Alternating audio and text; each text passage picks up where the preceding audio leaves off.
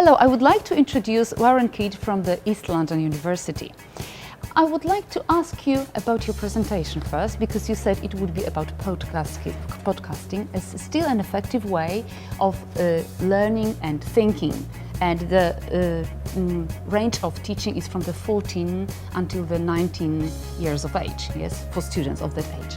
So I would like to ask you first, in the age of Facebook, Instagram and Twitter, how does podcasting go into it and teaching all the teenagers in general?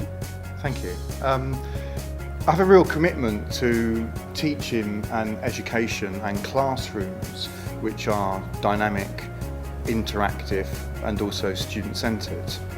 And in England it's a real challenge sometimes to find activities and resources and ways of managing learning and learning spaces where teenagers are motivated, captured, engaged and involved. So social media clearly provides us with opportunities to begin to explore and engage new ways of interacting. But in a sense, those new ways of interacting are still based on old ways of learning, which is the value of dialogue and the value of interaction. And I think there's still a role within that for podcasting, even though actually, that as an idea has been around for a very long time now. The richness of voice, the importance of language, the importance of dialogue, I think is really essential in kind of learning and thinking, and in student-student relationship and the teacher-student relationship as well. So I think podcasting is a simple way for teachers to begin to make first steps into perhaps thinking about learning which can be asynchronous and thinking about the use of digital tools to enhance and extend learning further. I see. You mentioned in your work the do-it-yourself aesthetics. How does it come into the picture? Thank you. We have an idea which we call sometimes maker culture. The idea, it comes from kind of the craft movement across Europe and America, where we have individuals who are practitioners making, building, inventing things. And actually, if you look at the early iterations of e-learning, and this is still true now for many teachers as practitioners in schools, there's a kind of lone innovator model that often individual teachers are kind of out making, exploring, developing ideas on their own. And this would be an example of maker culture, or perhaps as we call it in the UK sometimes, DIY or do it yourself.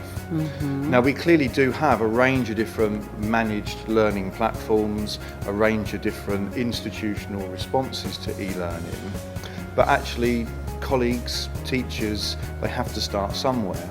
And sometimes starting by developing your own practices where you can think about the authenticity of those practices for the students that you have in front of you. I think that's really valuable, particularly if you're working in institutions that perhaps don't have very well developed e-learning cultures. And I think it's largely a case of an institutional and cultural response that lone innovators can make changes within.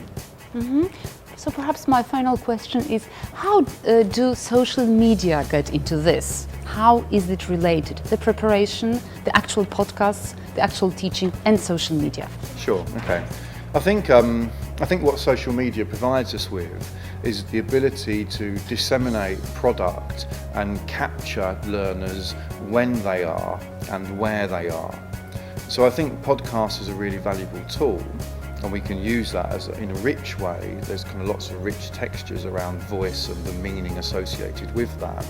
But social media, perhaps the devices through which we can publicise, connect, disseminate, communicate and network learners together, with podcasts as a kind of central learning and teaching tool that we might use to do that. I see. Thank you very much for the interview. You're very welcome. Thank you.